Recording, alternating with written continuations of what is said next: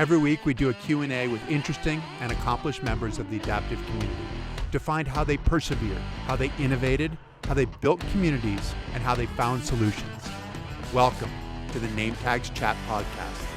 Welcome to the Nametags Chat Podcast. We are with Jumpin Jay today, right? Do you still go by Jumpin Jay?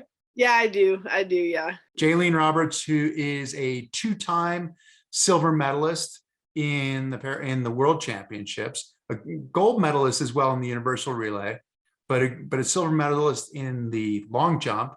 She runs the 100, she runs the 200, she jumps far. She was a state level wrestler in high school. We are going to get into that. Jaleen, thank you for joining us. Yeah, thank you so much for having me. I appreciate it. How are things going right now? You are just about ready to, well, you said Tuesday, you leave Tokyo? Yeah, Tuesday morning to Tokyo, yeah. What's the anticipation? Have you ever been on a trip this far? Like what's going through your mind?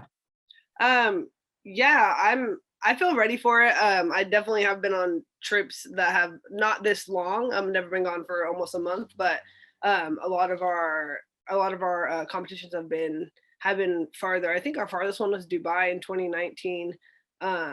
That was a pretty long travel day, long plane ride. This one's about 10 hours from when we get to our takeoff destination in San Francisco. But yeah, I'm ready. I'm excited. These last couple of days I feel like are feeling really long, but it's going to come quick. Because of the anticipation? Yeah, they just like the days are feeling long, but then I feel like Tuesday's going to be here and I'm going to be like, oh, it's here. All right, let's go. So and so you will do the 100, the 200 and the long jump and possibly the universal relay?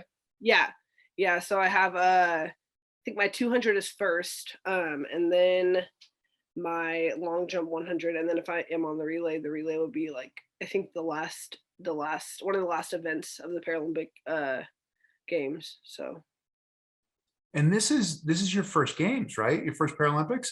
Yeah, it is. I actually met my Paralympic coach like just a couple months after Rio. So yeah, I was just shy of that, but yeah, this is my first Paralympic games. I went to Para Pan Ams in 2019, which is like a small simulation of the game. So you get like kind of that like games vibe with like the village and that type of thing. So it gave me a little bit of a prep, I guess you could say. But yeah, no, this is my first Paralympic game, so I'm super excited to see how it goes. Even though it'll be kind of unconventional with COVID, but I'm still super grateful, obviously, that I get the opportunity to go and experience it. Now, how did you get to this point? I mean, you're at the point now where you're going to the Paralympics, where you've been a two-time silver medalist in I'm assuming your preferred event, right? The long jump. Yeah, definitely my favorite event. I love jumping. Hence the Jumpin Jay part of your nickname. Yeah. How did you get there? So you grew up in Kent, Washington, right? And yeah, I did. Parasport Spokane, you ended up training with them, but they're 4+ hours away. Yeah. How did that work? So it started high school. I ran track, and my junior year they started an ambulatory division for Washington State, and my high school coaches told me about it, and I was just kind of on the fence because I had always competed against able-bodied athletes, and my disability wasn't necessarily something that I wanted to highlight. So I just told him, like, I was like, no, it's okay. I like, thank you for the opportunity, but like, I'm okay. I just rather like go watch, because I wasn't gonna make it. I wasn't gonna qualify for state running able-bodied, but against the able-bodied athletes. But I was okay with that. I would just rather not run with the ambulatory division. And so they like kept pushing, and finally I like agreed to it. And then I remember the day before leagues, I was like at home, and I like was like crying to my mom, like, I don't want to do this. Like, I feel like I was pushed to do this. It's not something I'm comfortable with. And so like I wrote out in a note, I wrote out like this note to my coach, and I let him read it because I was like so nervous to tell them no. He's like, okay, like we respect your decision. Like it's okay. No worries, like maybe next year, whatnot. And I was like, okay, thank you. And then it was after the state track meet, my junior year, I was in geography, and my track coach comes in and he's like, Jaleen, like, come outside. I need to talk to you real quick. I'm like, oh my, like, I hope this is not about the same thing. And he told me, he said, I met some, have you ever heard about the Paralympics? I was like, no, what is that? And he said, I met some Paralympic coaches at the track meet that have like a whole team. They have a whole team, and then they travel with the Paralympic team. I'm like, okay. And he tried to explain to me the best that he could, best to his knowledge, what the Paralympics was, and tried to um, give me like a little bit of like the inside scoop. And he explained like you can travel and you're grouped with people, more specifically because at the state track meet, it's just a bunch of different disabilities, ability levels. So it wasn't really grouped by gender or by disability or by severity of disability. So he told me about it, and he's like, yeah, like, if you're good enough, like you can get like paid through it, and you get to travel and all this. And I was like, no, like it's okay, like, I don't know. And then he's like, well, just let me, am I allowed to give them your contact information? I was like, yeah, sure, like that's fine. And so David Gregg, my coach now, and his wife Teresa Skinner, she's a wheelchair racing coach. They had reached out to me and they wanted to meet me. Their team was coming down for a meet in Seattle, and they wanted me to come meet them, and then they wanted to watch me run. And so I met them there. My mom took me. I met them there, and like instantly, it was like the craziest feeling. Like the athletes, they were so nice. Most of them were younger than me, but like they were so nice. I like never thought that I could like feel like I fit in so much somewhere. And then like me and David clicked instantly, and mom's like, oh no, she's gonna love you, like you guys are the same. And he had watched me run and watched me jump, and then um he had called Kathy Sellers, who was the head of US para track and field, and he's like, we have an athlete. And I'm like, whoa, like I just ran, like, and so they're like, you have to come to the meet. They gave me like paperwork to get all signed up and get classified, for my disability. And then just that next year in, I think like May or April, I went to Desert Challenge Games, which is all para meet. And then a couple months later, I had gone to trials for my first international competition in London in 2017. So it all kind of happened like really quickly. Yeah, it all happened really, really quickly, and it went from like me knowing nothing about the sport to like now I can like tell somebody about it. I can explain the whole like ins and outs of the sport. Um, but yeah, so I ended up in Spokane. Actually, it was a really really long process of them like trying to get me there. I had gone to Western Washington University for a quarter. um, it wasn't my liking, and then I came back home, and then I went out to Spokane to visit it and to train for just a little bit. And Teresa was like, oh, you should apply to Eastern. I'm like, well, no, I went to Western, it's like 2 hours from my house. Why would I want to travel? Why would I want to go 4 hours? She's like, well, just apply, you don't have to come out here.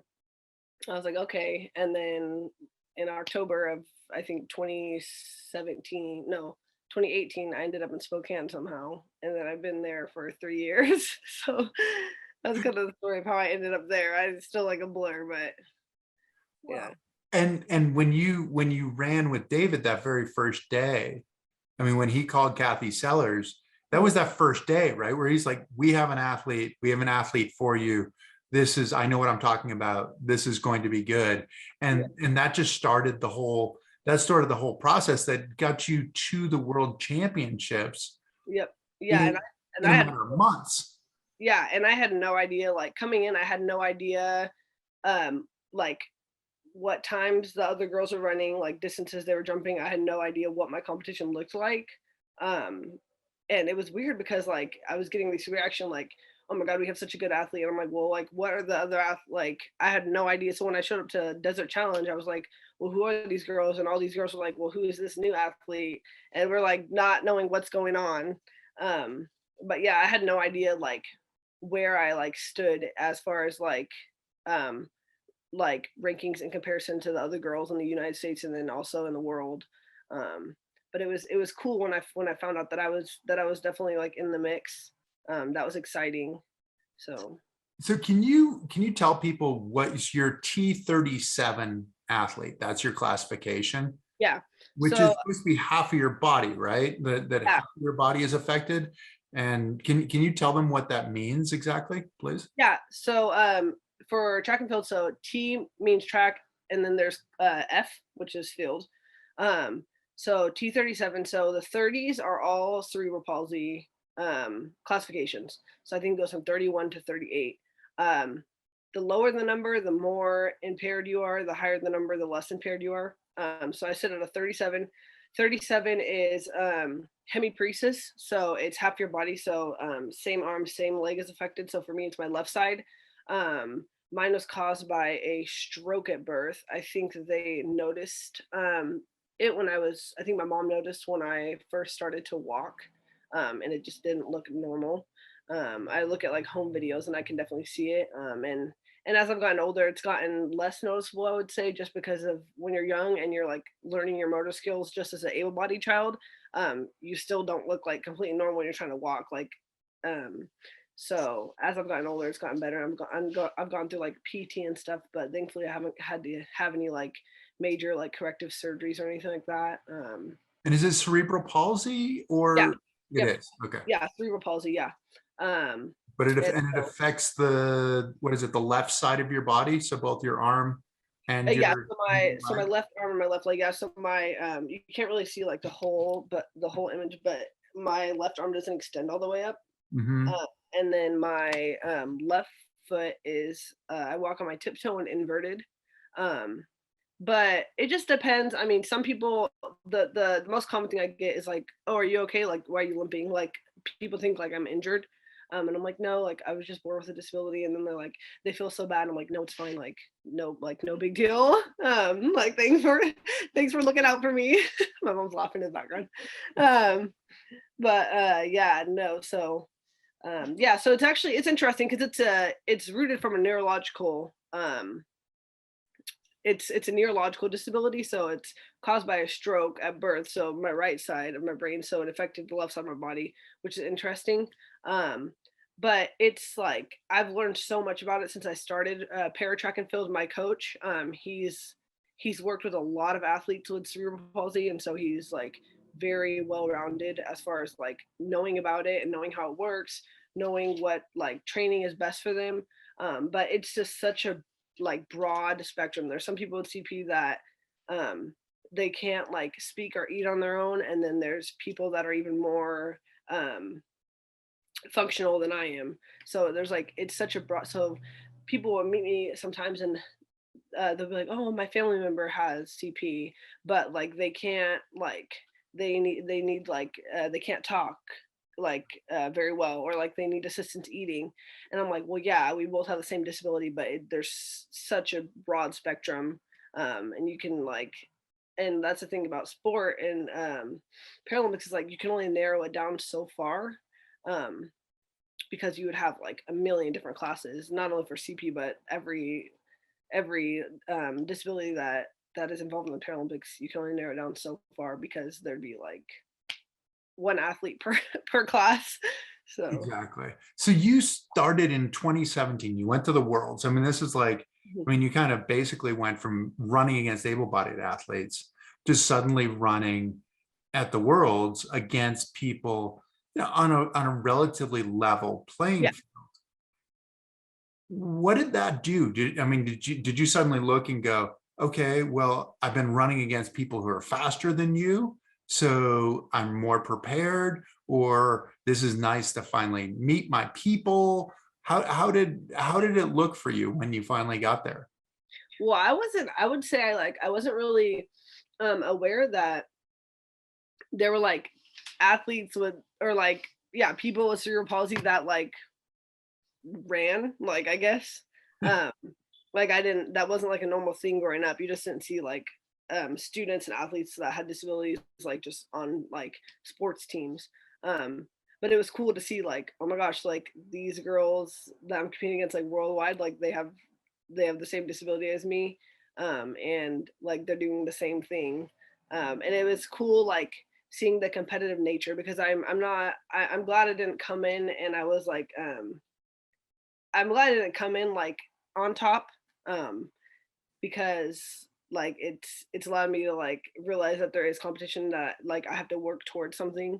Um, but it's cool also like being in the mix. I mean, going back and forth. I know in 2017, in our race, I had me and a French athlete. We were in different heats for our preliminary race, and in the prelim, her prelim time beat my prelim time, and then in the final race, uh, I beat her by like point zero 0.01. So we were I remember we were both looking. I have a picture.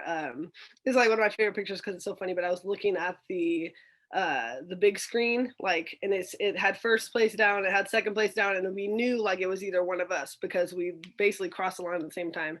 And I'm like looking up there, and I look like I'm like about to cry because I'm like so nervous. Um, and then yeah, and then like this last worlds in 2019, like I got fourth, she got third. um Oh, so you flip-flopped. yeah, we flip-flopped, yeah. So it's definitely like interesting to see, like, and it's like if you watch our races like in 2017, 2019, it's like we're so close when we're running up to the line, which I like having that like competition. It helps me to run faster when I can like you can see them in your peripheral, like everyone that's like there. Um, but yeah, it's so cool. And then like seeing girls like me long jump too, like that's awesome. Especially because that's my favorite event. Um, Why is that your favorite event? I don't know. I think it's just like I don't know, something about because it's I mean, it's running you get a run also. You have to run down the runway and you need to like you need to be fast, you need to have speed for it. But I don't know, something about just like flying in the air is just like I don't know. I just love it. Like it's like an unexplainable feeling, but just like flying in the air. The sand isn't like great, like getting sand all over you after track meets, I like feel gross. Like after my track meet yesterday, I like went out to dinner with my friends and I was like I just look ashy. Like it's just so sandy. But no, yeah, I like flying in the air. Um and I think I don't know. I think like field events are like pretty special just because a lot of like track when you initially think about track and field, you just think of running. Mhm. Um, but I think sometimes people like forget that there's like other there's throws and there's jumps also. Um, but yeah, it's a lot more. It's like it's more technical. I feel like because you have that jumping piece too.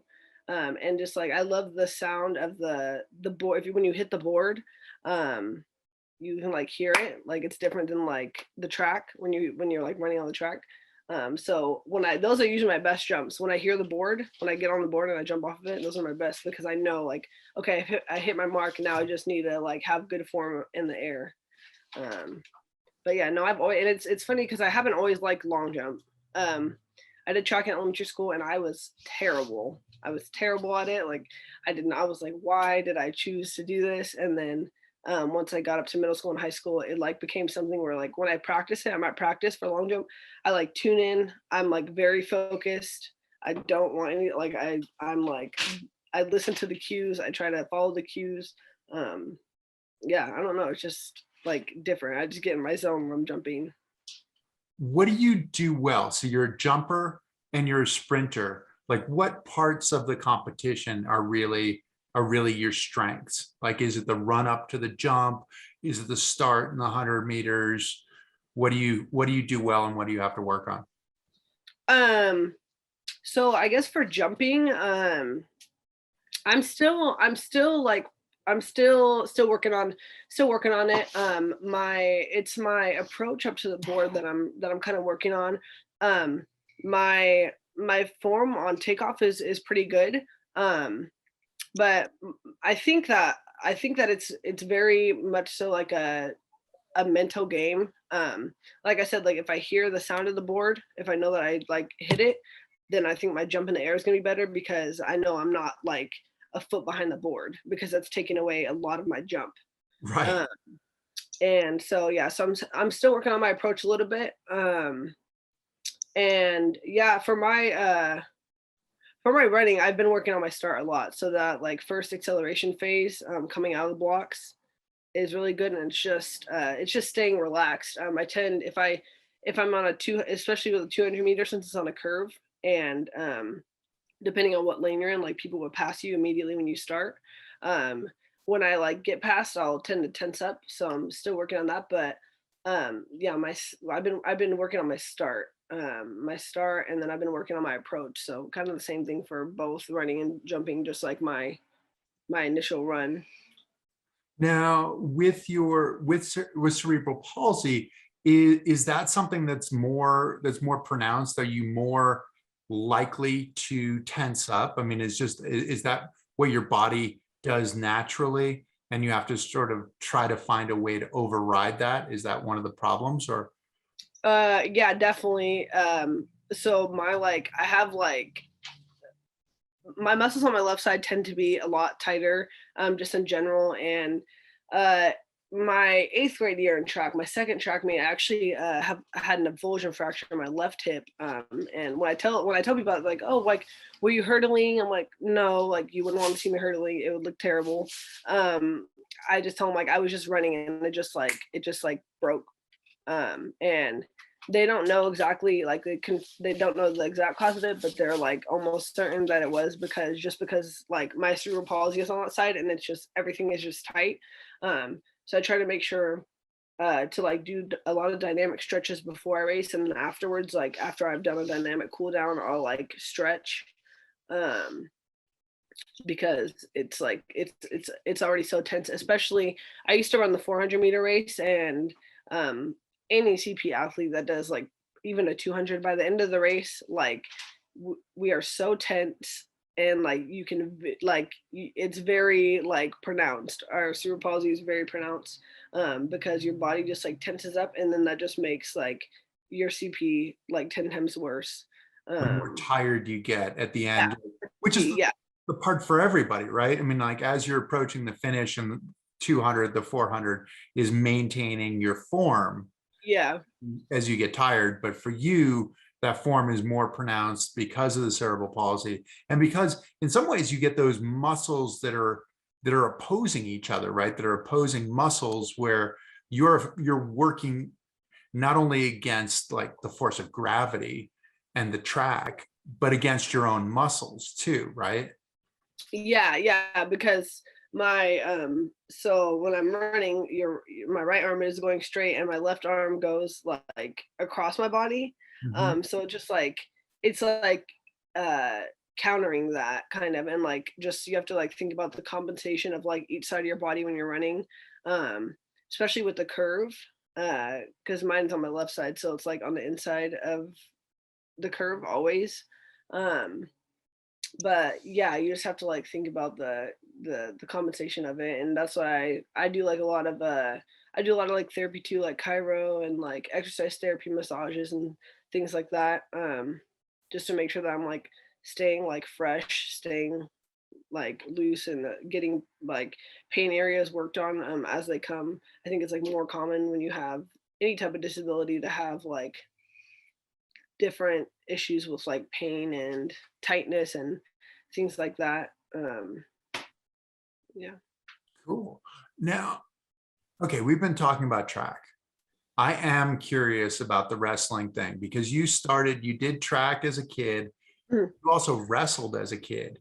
right. And track in some ways makes sense. Does wrestling make sense? What got you into wrestling? How did you say that's what I want to do?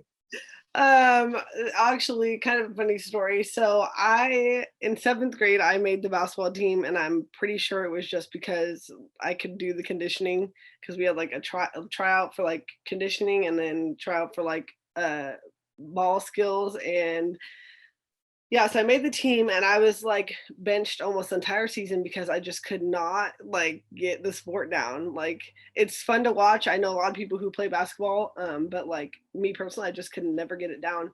And so after the season was over, I was like, well, what am I gonna do in eighth grade? Because I'm not the type of person that wants to like sit. Like if I'm playing a sport, like I want to play, I want to be like active in it. Um, and so one of my classmates, she was like, "Oh, I'm gonna do wrestling in 8th grade," and I was like, "No, you're not. Like you're lying." She's like, "No, I'm serious," and I was like, "Okay, well then I'll do it too." Um, and so my mom was never like opposed to it. She was just like, "Okay, like you can do it." And so yeah, I started wrestling in 8th grade. I beat some boys. I made some boys cry. It was kind of funny. And then I don't know, I liked it, so I just stuck with it in high school. I did gymnastics in middle school also, but it was the same season as wrestling in high school, so then I just decided um, to just stick to wrestling because I was good at it and I liked it. It was fun for me. Um, so yeah, so then high school I ended up playing doing soccer, wrestling, and track. Soccer, wrestling, and track. And what appeals to you about the rest? Because wrestling is, it's just a tough sport. I mean, it sounds like physically, you said you had the endurance and the physical side for basketball, that they looked at you and said, okay, you Mm, can do this part. But like wrestling is just tough. It's like it's amazing how long a minute and a half can be when you're yeah, wrestling. yeah, I don't know. I just like it. The practices were hard, and it was a lot of hard work, but it was just like I don't know. I just loved learning the technique, like the technical part of it, and like seeing from like 8th grade to my senior year how much I had improved and how much like more offensive I became. I was like a really defensive wrestler. In the beginning, I would like never take shots. I was like scared, and then by like my senior year, like that's what I did. But yeah, I just looked forward to like the tournaments. We would go to tournaments like almost every weekend during the season. We'd go to like holiday tournaments. We would have like practices on breaks. So that was difficult sometimes. Like having like if you need I never had to cut like a substantial amount of weight just because I'm already small, but I like if you had like Thanksgiving, some of the guys would like not get to eat like like a full meal, or like they'd have to go run a mile like before they ate or whatnot. But yeah, we practiced like throughout like breaks, like throughout Thanksgiving break, throughout Christmas break. But yeah, it was really just the tournaments that like when practices got hard, or like when because our coach would he would definitely like make us like keep us accountable for like if a wrestler like got in trouble during the day at school, the teachers like know their coaches contacts and vice versa, and so like they'll tell the coach like, hey, this like your wrestler did this today, so we'd have to like run lines like down the gym. And but yeah, no, I just kept doing it, and I liked it. I didn't mind because I knew at the end of the week then we'd have a tournament that we would get to go to. um and then in high school I liked it especially because it went from middle school to me like wrestling guys. I think I wrestled one girl in middle school, like one of my final meets. But it went to from wrestling like all guys in middle school to like mostly girls. I maybe wrestled a couple guys throughout my high school career.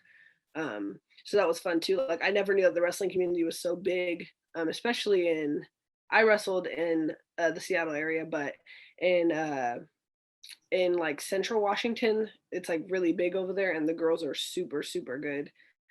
So it was fun getting to wrestle like some really talented girls.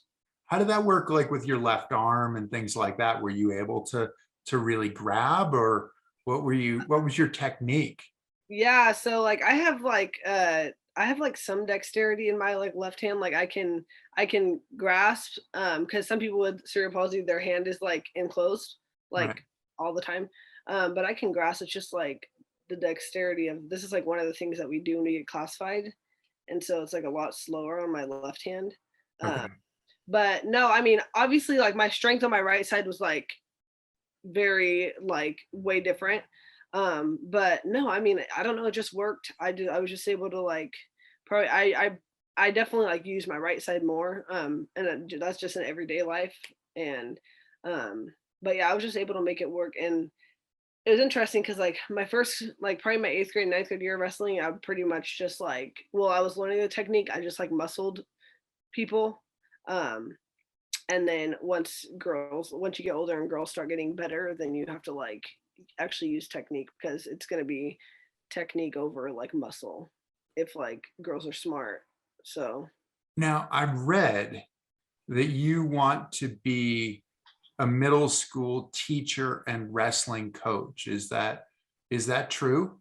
yeah, so I'm finishing my final quarter of college in the fall. I student taught in the spring at a high school in Spokane, and then I'll be doing my final quarter of student teaching in San Diego. Um, and I taught high schoolers. I like high schoolers. There was a few students that were like, ooh, like I could see how you push your teacher's buttons. Um, but yeah, I haven't actually taught middle schoolers yet. So I think I would like middle schoolers. That was my favorite, like one of my favorite teachers was my 8th grade PE teacher. And so maybe I just like base it off of that. But yeah, and then yeah, I want to be a wrestling coach. It's just a matter, and a track coach, of course, but it's just a matter of since I am an athlete, like that's like the times are very like conflicting for that. Um, because depending on who I train with, some coaches train like during the day, and so I can't like I could be a coach, but maybe not a teacher, and then vice versa. Like some coaches train it in the evening, so I could be a teacher, but then I'll have to go to practice right after. So it's just about like but it's definitely something I want to do like after my athletic career is over, and I don't really know when that will be. Probably not at least until after 2028 when the Paralympics happen in Los Angeles. But um, yeah, so after my Paralympic career, I definitely want to get into some type of coaching, or maybe even like para coaching somewhere. Um, Why coaching? Why teaching? Why coaching? Is that who you are? What brought you that way? yeah, I've actually wanted to teach. I know I wanted to teach since second grade. So it's interesting when you find, I think it's interesting because a lot of people, like when they're younger, like, oh, I want to be a doctor, I want to be a firefighter, and then like, it's just not like it's something completely different. But yeah, I've wanted to teach ever since I was in second grade. My second grade teacher, I loved her. And I remember she was like obsessed with M&Ms. She like gave us M&Ms when we like did something good. She had like a whole bunch of figures around her classroom, and like I would just not sit still. I was like always out of my seat. So she called me the Wanderer, and she like made up this whole song. Um, and yeah, I just had like, I don't know, I just loved her. And then when I got to fifth grade, that's when like my plan to teach and my like passion for teaching, I think, was like very instilled. I had a lot of anxiety and depression, and like to the point where like I would not want to go to school because I'd want to stay right next to my mom. And my teacher would like, she would skip her own lunch and like just eat lunch with me in her classroom, and like just talk to me about like, like what's going on, like ask me what type of things like she can do to make me feel better. She actually let me teach a couple lessons like in her class, which was cool. And so yeah, I wanted to be a teacher ever since then. What I wanted to teach and what grades has changed a little bit throughout. But yeah, I've always known I wanted to be a teacher, and then and then kind of like coaching too. I don't know, I just love sports. I feel like when I can't do it, like why not, like like all these coaches, like high school coaches and especially parent coaches, like um they don't like they don't do it for money. It's not, and like teaching also. And I've never really been like money driven. I don't think it's worth doing something if I don't like it, even if I make a lot of money doing it. Um so just like more of like a giving back. Um and I get to like, it's fun because when new athletes come into the program or with our younger athletes, I'll like kind of help my coach sometimes, or I'll practice, like I'll have a teammate who like is doing a jumps practice with me, and I'll be like, oh, like I noticed like this, and then he'll be like, oh, I was just gonna say that. So like I'll like practice with like watching and cues, especially if I'm like not practicing for like an injury or whatever, if I'm like off that day.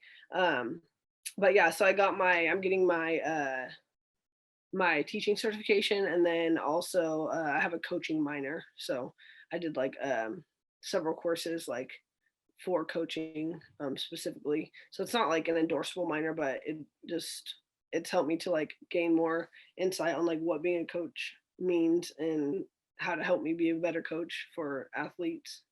Well, it sounds like both the teachers and the coaches helped you through your most difficult times. And it sounds Yeah. like that's what they gave you and what you in turn want to be able to give to the next generation, like Yeah. choosing coaching and teaching. Yeah, absolutely.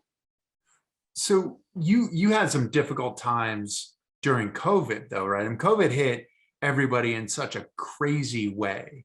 Yeah. And the uncertainty.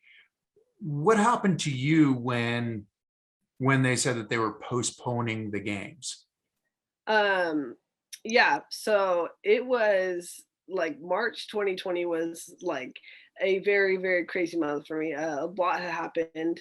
I so yeah, so I that was around the time where I had like was already going through like a tough time with my depression, and I had stopped taking my medication because I didn't feel like it was working. I was kind of like in this like flatline state, like wasn't like I wasn't like super depressed, but I wasn't like I just felt kind of like numb. So I stopped taking my medication. How long have you been on medication? Oh, since like eighth grade. Okay. Yeah, Okay. since I was probably younger than that. Yeah. Um, and I had found out that school was going to be online, and I'm like a very like social talkative person, and I did not like the idea of that at all. So that was like that then took like a hit.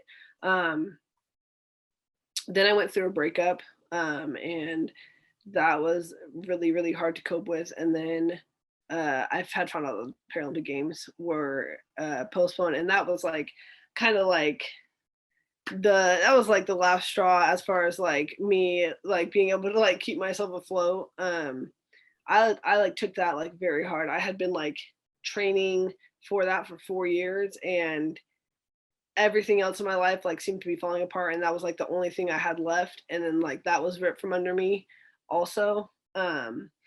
And so yeah, I took it really hard, and I didn't want to talk to anyone. I like shut everyone out. I had like media like reaching out to me like the day after, and I was like, look, like I will talk to you about it. I will do an interview, but like please like give me some time. Um my team in Spokane Parasport, they the coaches were really really good about making sure that like athletes stayed active and stayed involved.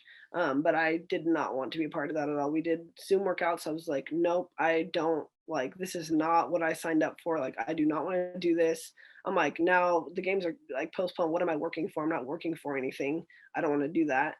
Um, and yeah, and so and then finally I like was talking to media and doing interviews and like acting like I was fine, and I was still like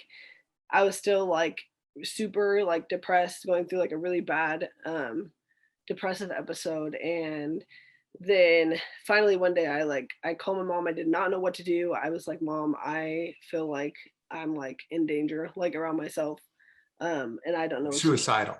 Yeah, yeah, very, very bad and very seriously. And she kind of like went into a little bit of a panic state because she's 4 hours away and I'm in Spokane, and she's like, "Well, I don't know what to do." Like, what? She's like, "Can you go to your coach's house?" I'm like, "Yeah, yeah, I can do that."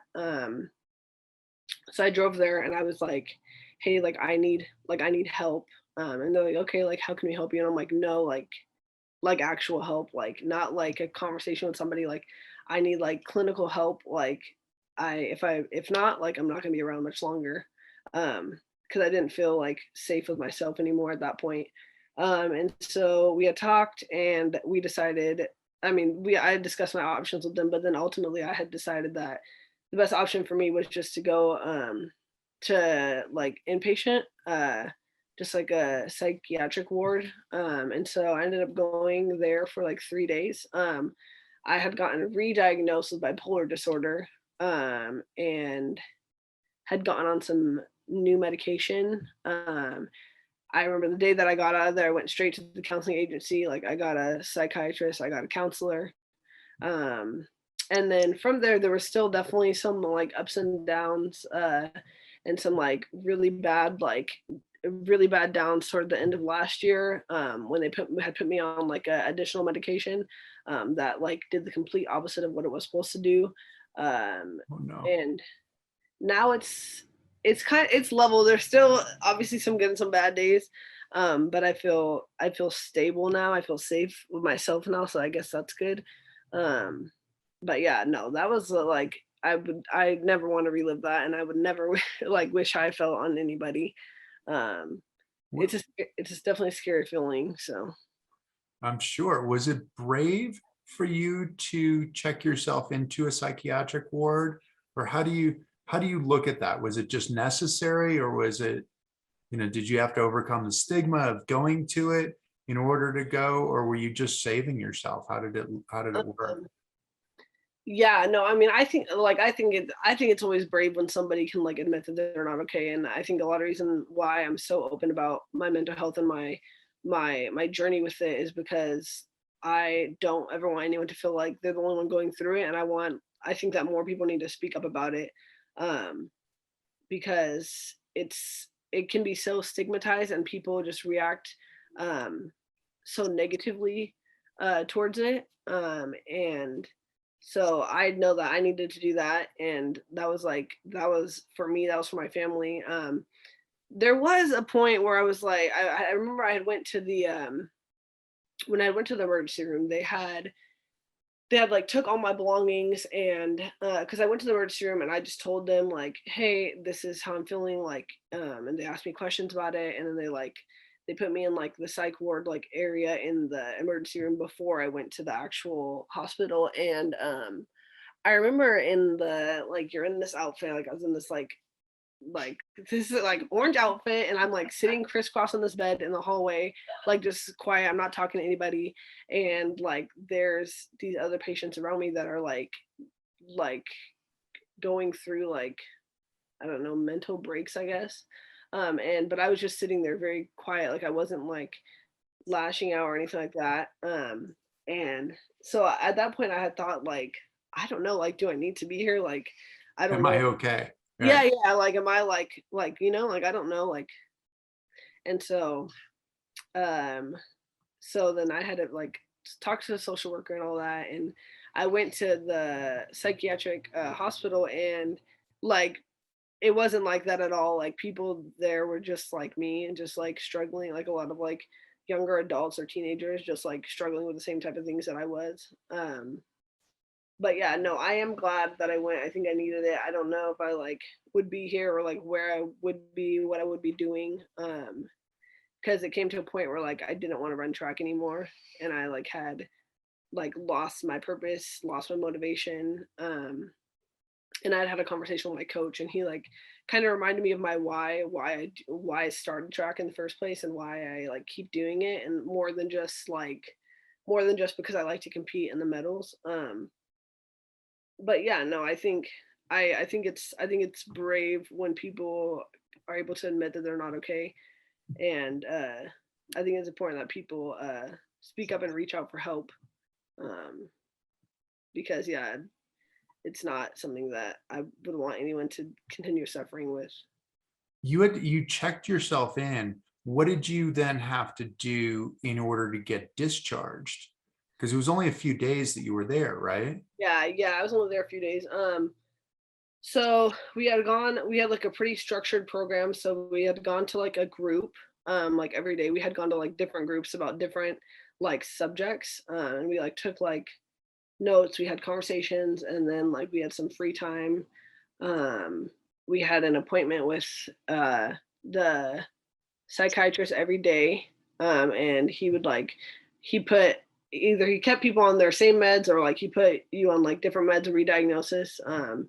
And then he would like they would ask how we're feeling, like check in how we're feeling. But I will say that it's kind of just like a it's like a mm, I guess like a nice break. So it is like you do feel like better when you're there because you don't have like all this outside pressure. You don't have to deal with like what you deal with on a daily basis. So like you still have to like work at it when you get out. It's not like you're gonna be in there and then you get out and it's like, okay, like I'm fine. It's definitely still something you have to work at, but I think it was like a good like first step and push because I was so lost. I did not know what to do. Like I had no idea what my next step was gonna be. Um, and so yeah, so I that was just like the first like little step that I took, and then I think that was like a good push to get me on my like journey of like mental healing. um And you're talking about the subjects, like what were the subjects? Like is this how, about your why? Like what's your greater purpose? Is it about like treating yourself well, those kinds of things? Like are those kind of the um subjects that you were going through, or what were you going through for yeah are you talking about at the hospital? at the hospital? Yeah, Yeah. so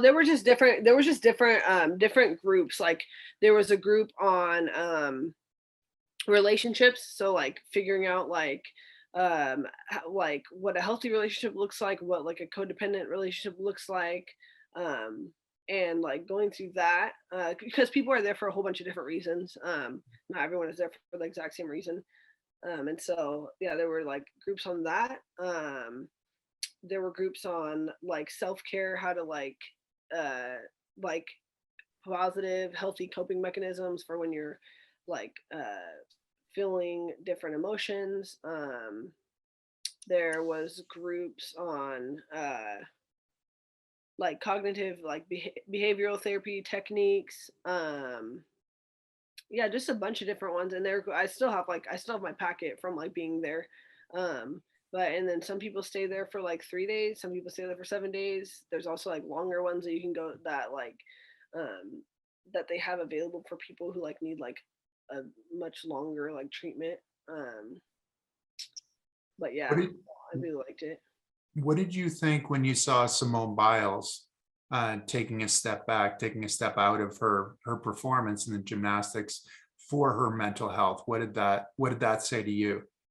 Yeah, I think that she's the only one who knew like the situation that she was going through. And nobody really knows what was going on in her head. And if that's what she felt like was best for her, then like props to her for doing that. And I think that's something too that is interesting is that like nobody knows what's going on in somebody's head. Um and so you don't you nobody really knows how bad it is or how like what it's about, and some people are really very closed off about it. And so yeah, if that's if that's what she needs to do, then that's what she needs to do for herself. And I think that was brave of her. It's scary when you have to like admit that like you're not okay to like the whole world, especially at her level. Especially how um big of a platform she has, you know. um Yeah. and it's hard to sometimes because I feel like I feel like people have such a hard time believing people that do struggle with that, because sometimes there's people that um like just like throw like the mental health card out like left and right. So I think it's hard, like some people have a hard time believing that someone is struggling with something because people will say like, oh, I'm so nervous about this test that I have to take, like who have so much anxiety. I'm like, well, no, it's not anxiety, that's a normal feeling to have.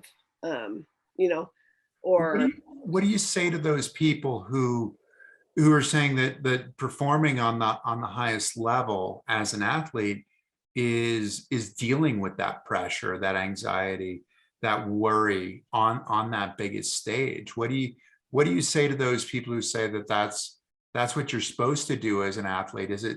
Is the performance separate from the mental health? um I don't think so. I don't know.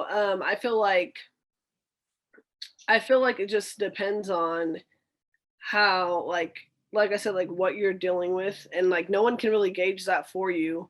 Um I don't know. I have competed through some like very tough losses um of like family members and friends.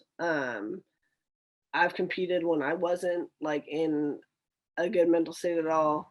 But I guess I guess it's just as much as you feel like you can handle. Um, and yeah, I don't think that anyone like really gets to decide that for you. But yeah, I think it's just yeah, I don't know. I think it's just a matter of um how much you can like bear on yourself, I guess. I don't know. I like for me personally at this level of competition, like I've made it so far that like it would really take something like drastic for me to like not compete.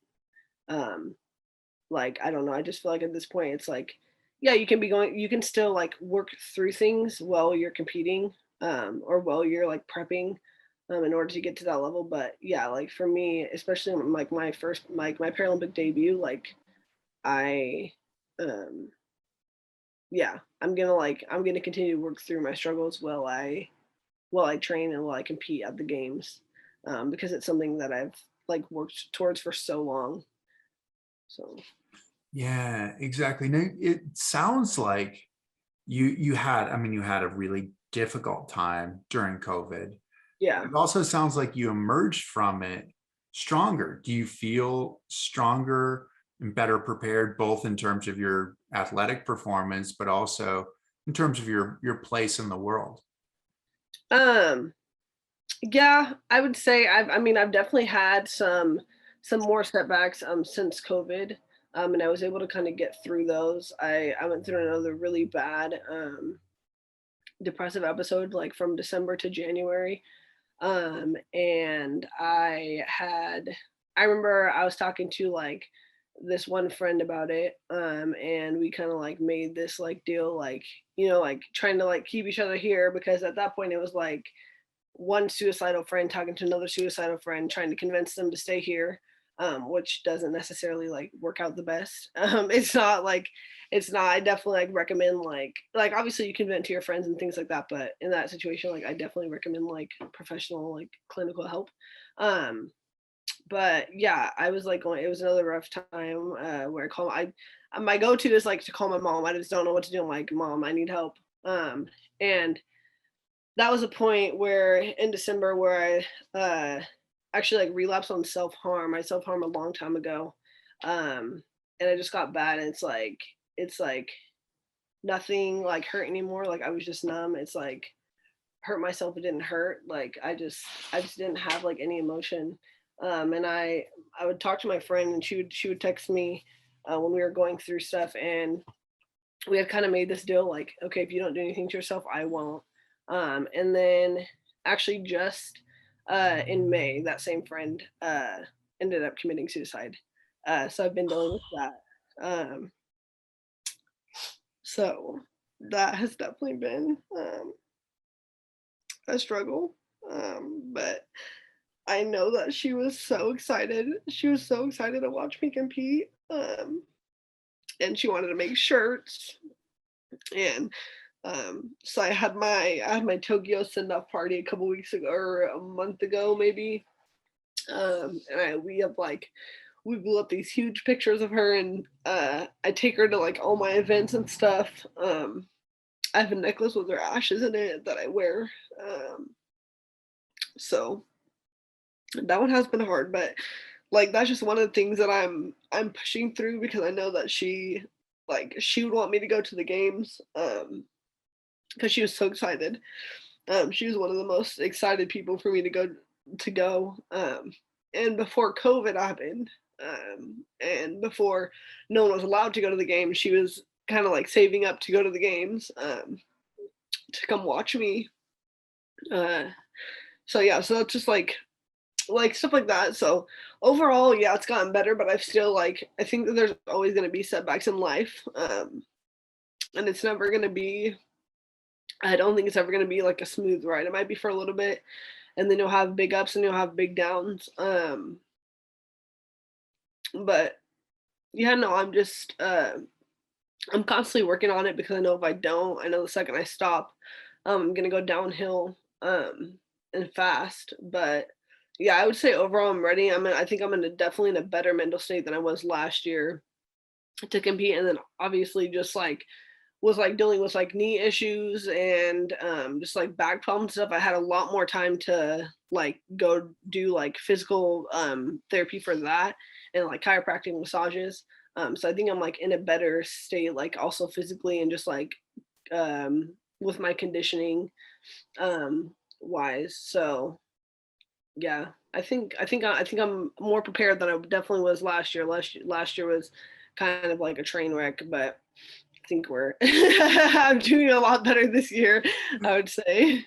Well, that's awesome to hear. Well, it's also, it sounds like in talking to Dave and talking to your coach that you figured out what your why was, and your why is really being that role model, like being in a lot of ways the person that maybe you wanted to be able to talk Mhm. to when you were a little girl. Is that kind of, does that Yeah. sound right? Yeah, because like I said, like I never like growing up, I never really saw people with disabilities, especially like people with disabilities that looked like myself. And I never like I was always in able-bodied sports. My mom never really like coddled me at all. Like if my brothers were doing the dishes, I was too, like mowing the lawn, whatever else needed to be done. And so like I had never had limitations placed on me, so I didn't place them on myself. But yeah, I still never had like anybody with a disability to look up to. And I think that's part of the reason too why like I just never knew about the Paralympics. Like I think it's important that like we're like as Paralympians and as older para athletes that we're like educating the youth on um like what's available out there for them to get involved in, because not every athlete with a disability or not every person with a disability wants to compete in the able-bodied sports world. Um, and so yeah, I mean, the first time that I was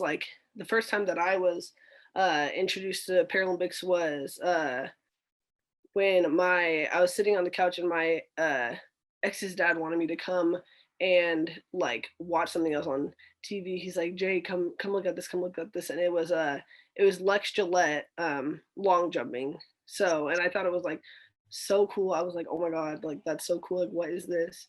And there was I think it was like a couple more commercials of like some amputees running. And then it kind of came full circle because now Lex is like one of my like closest friends in the para world. But yeah, so I never knew, but I like think about like if I were to know someone that was like uh that had a disability or like was in the para world like when I was younger, how much sooner I could have been involved in it.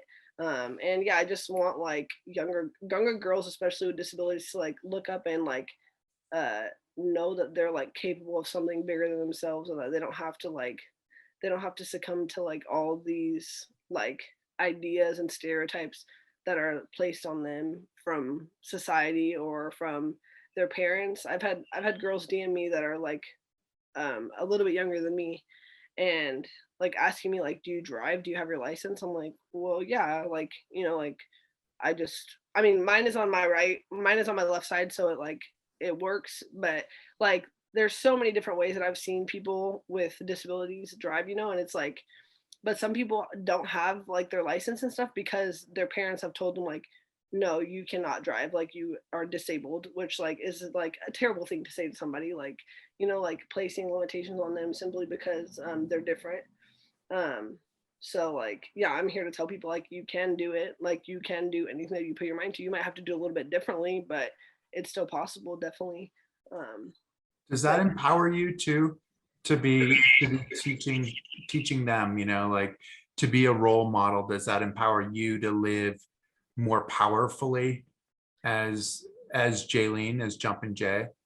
yeah, yeah, I definitely think so. I think that yeah, I just like I always and I even have like a group of girls, not like necessarily they're not necessarily all together, but like groups of girls in like different areas that like are like that message me if they have like a question or like want to talk or I've had like girls going through stuff at like 10 o'clock at night and they're like calling me like, hey Jaleen, like this is going on, I don't know what to do.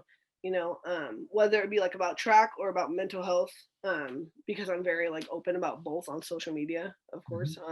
Sure. And so So yeah, and then like when that happens, when it's like hands on and you're actually seeing like somebody that you're like impacting in a positive manner, that's like it's super motivating. And like every time that happens, it like reminds me why I do track. Like if I start to like slip and I'm like losing sight of why I'm doing it, um, that like gives me a little like booster. And I'm like, okay, I'm like, this is why I'm doing it. And helps you through your difficult times. I mean, you're helping Yeah, other people, but it helps you through your difficult times too. yeah, definitely, yeah. Because I mean, I used to, I used to wonder why like I had to go through certain things, or why like that happened to me. Like, what did I do to like deserve that happening to me or to my family or whatnot? And the way that I've like come to peace with it is just like I might not ever understand why, but I like I give myself a why, and my why for things happening is so that I can help somebody else that has gone through that exact situation. I've been through so many different situations and so many different like with like just within my family and within my community. Like I've seen so many different things that I can help people with so many different types of issues. And talk to them about it. And so that's just like gives me peace with like things that I've been through, that like, okay, now I've been through this and I can help someone else with it. Um, so yeah. And gives you kind of that positive momentum Mhm. moving forward in a lot of ways. Yeah. Who are you looking at getting back to the running and the jumping? Who are your biggest competitors in Tokyo? Um, so there is a Chinese athlete that I compete against in long jump, and I have been second to her in the world since 2017. We're the only two athletes in our class to jump over 5 meters. So she's definitely my biggest competitor for long jump. And Um, that's when, is that her name? yeah, yep. I don't know how to pronounce her last name, but yes. And it's like, it's I mean, I'm never that like mean girl to her competitors.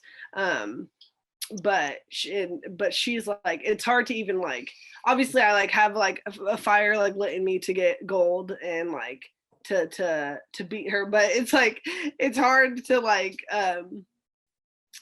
be like not angry with her, but like just like it's hard to like be so competitive with her because she's so sweet. Like I have to like we don't understand each other's languages, but like when we're in the call room, she'll just like all she does is smile at me, and like afterwards she'll give me a hug. And so I think it's a lot easier when like someone is like mean or like like they're like just give you like bad looks after your race or whatever. But yeah, she's like the nicest like competitor like outside of the USA that I've ever like went up against.